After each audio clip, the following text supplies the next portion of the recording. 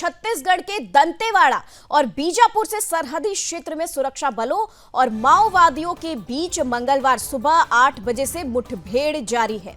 माओवादी विरोधी अभियान के तहत सुरक्षा बलों की टीम इलाके में सर्च ऑपरेशन के लिए निकली थी, तभी माओवादियों ने उन पर फायरिंग शुरू कर दी। मुठभेड़ स्थल से भारी मात्रा में हथियार और गोला बारूद बरामद किए गए हैं। अब तक 3 नक्सलवादियों के शव बरामद किए जा चुके हैं। सुरक्षा बलों ने पूरे इलाके को घेर लिया है और सर्चिंग अभियान लगातार जारी है। मुठभेड़ अभी भी रुक रुक कर जारी है और सुरक्षा बलों को किसी भी स्थिति से निपटने के लिए सतर्क रहने का निर्देश जारी किया गया है।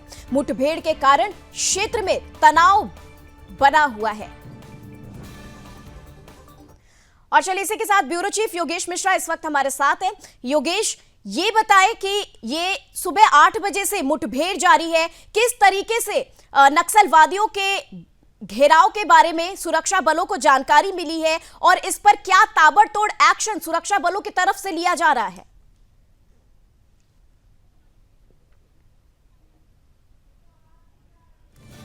तो चलिए योगेश जी से फिर से हम संपर्क साधने की कोशिश करेंगे और भी तमाम जानकारी आप तक साझा करेंगे। इस बीच आपको बता दें कि सुरक्षा बलों ने स्थिति पर नियंत्रण बनाए रखा है। माओवादियों की उपस्थिति को लेकर पूरे क्षेत्र में सघन तलाशी अभियान चलाया जा रहा है। ऐसे में विस्तृत जानकारी जल्द ही साझा की जाएगी। सुरक्षा बलों की तत्परता और सटीक कार्रवाई से बड़ी घटना को टाल दिया गया है, जिससे क्षेत्र में शांति बहाल करने की कोशिशें जारी हैं। बता दें आपको, लगातार सुरक्षा बल सुबह 8 बजे से ताबड़तोड़ एक्शन।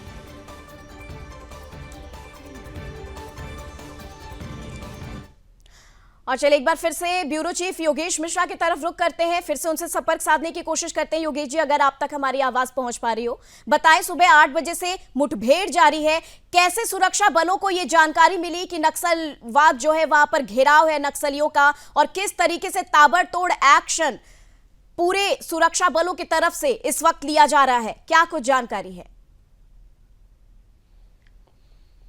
देखिए निमी, मैं आपको बता दूं, छत्तीसगढ़ में खास तौर पर अगर हम दंतेवाड़ा बीजापुर की बात करें, इस पूरे सरहदी क्षेत्र में जो है लगातार सर्चिंग ऑपरेशन सुरक्षा बल के जवान चलाते हैं। और इसी कड़ी में जब अल सुबह से ही सुरक्षा बल के जवान यहां पर सर्चिंग ऑपरेशन में निकले थे, तो इस दौरान नक्सलियों के साथ उनकी मुठभेड़ हुई है। और फिलहाल जो प्रारंभिक जानकारी है उसके मुताबिक इंद्रावती नदी के किनारे उस परी क्षेत्र में ये पूरी मुठभेड़ जो है वो चल रही है। और फिलहाल 3 नक्सलियों को मारे जाने का दावा सुरक्षा बल के जवानों के द्वारा किया गया है। और जिस तरह से अभी हमारे पास जानकारी मिली है उसके मुताबिक तीनों नक्सलियों के शव भी बरामद कर लिए गए हैं, यानी कि 3 नक्सली तो मारे ही गए हैं। हो सकता है ये आंकड़ा और भी बढ़ जाए। उसके अलावा गोला बारूद के साथ में AK-47 समेत कई ऐसे बड़े हथियार हैं जिसको जो है सुरक्षा बल के जवानों ने मौके से बरामद किया है। जिस तरह से जानकारी मिल रही है उसके मुताबिक सुरक्षा बल के जवान जो हैं वो फिलहाल स्पॉट में हैं और उनके वापस आने का क्रम लगातार जारी है। हो सकता है जैसे उनकी वापसी लगातार होती रहेगी तो और भी कई जानकारियां निकल कर सामने आए। लेकिन ये जो बड़ी जानकारी है ये है कि जो सरहदी क्षेत्र है दंतेवाड़ा बीजापुर का, यहाँ पे पूरा मुठभेड़ लगातार सुबह से जारी था, जिसमें फिलहाल सुरक्षा बल के जवानों को एक बार फिर छत्तीसगढ़ में बड़ी सफलता प्राप्त हुई है। जी नहीं, मुठभेड़ अभी भी चल रही है या फिर ये कितने लंबे समय तक चल सकती है, इसको लेकर कोई अंदाजा? देखिए फिलहाल 3 नक्सली डेड बॉडी जो है रिकवर कर लिए गए हैं स्पॉट से। और उसके अलावा ये बताया जा रहा है कि आसपास क्षेत्रों में कहीं नक्सली छिपे तो नहीं हुए हैं, इसको लेकर सर्चिंग ऑपरेशन फिलहाल जारी है।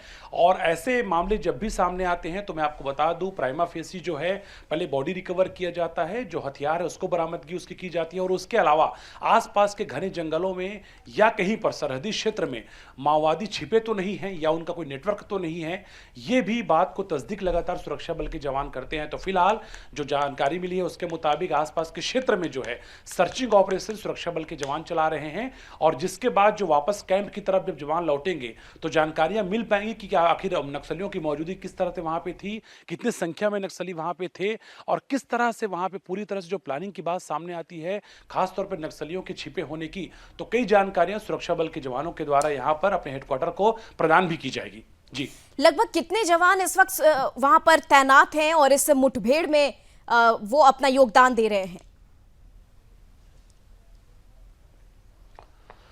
देखिए आसपास सेंट्रल फोर्सेस और डीआरजी के अलावा जो है वहाँ पे जो स्थानीय पुलिस फोर्स है उसके जवान वहाँ पे मौजूद हैं और ख़ास तौर पर जब ऐसे क्षेत्रों में जवानों को उतारा जाता है ऑपरेशन के लिए तो संख्या जो है वो लगातार बताई नहीं जाती, लेकिन ये ज़रूर कहा जाता है कि जितने भी वहाँ पे ख़ास तौर पे बैकअप पार्टियां हैं उनको रवाना की जाती हैं ताकि वहाँ पे अगर किसी तरह का मूवमेंट होता है तो बैकअप के रूप में वहाँ टीम तैनात रहे। फिलहाल जो जवान हैं वो बीजापुर और दंतेवाड़ा की तरफ वापस आ रहे हैं। उसके अलावा आसपास के क्षेत्रों में वहाँ पर सर्चिंग ऑपरेशन लगातार चलाया जा रहा है।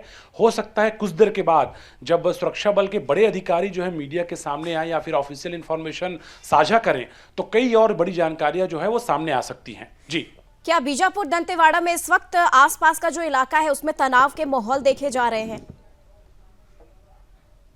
कैसा माहौल वहां पे, क्या आसपास का जो देखिए इलाका है? छत्तीसगढ़ में जब से राज्य का गठन हुआ है निमी, तब से लेकर अब तक ये देखा जाता रहा है कि जब भी नक्सल मूवमेंट इस क्षेत्र में होते रहे हैं तो एक तरह का डर जो है ग्रामीणों के मन में पहले देखा जाता था, लेकिन अब ये जो है परिवर्तन के रूप में देखा जा रहा है। जिस तरह से मार्च 2026 तक एक टारगेट बनाया गया है नक्सलवाद को पूरी तरह से खत्म करने का, तो उसका प्रभाव जो है सकारात्मक रूप में दिख रहा है इस क्षेत्र में। और खास तौर पे अगर आप बीते कुछ महीनों की बात करें, जिस तरह से नक्सल एनकाउंटर बड़ी संख्या में हो रहे हैं, जिस तरह से सुरक्षा बल के जवान माओवादियों को घुस घुस कर मार रहे हैं, उससे ग्रामीणों के मन में विश्वास पैदा हो रहा है सुरक्षा बल के जवानों के प्रति। और ये विश्वास का ही प्रतीक है कि लगातार हम देख रहे हैं कि अंदरूनी क्षेत्रों में जो भारत माँ की एक तरह से परिचय के रूप में तिरंगा है वो लहराया जा रहा है। कई जगहों पर सुरक्षा बल के जवानों के कैंप खोले जा रहे हैं, कई जगहों पर अंदरूनी क्षेत्रों में सुरक्षा बल के जवान घुसपैठ कर रहे हैं, जा रहे हैं, ताकि वहां से नक्सलियों का खात्मा पूरी तरह से हो सके।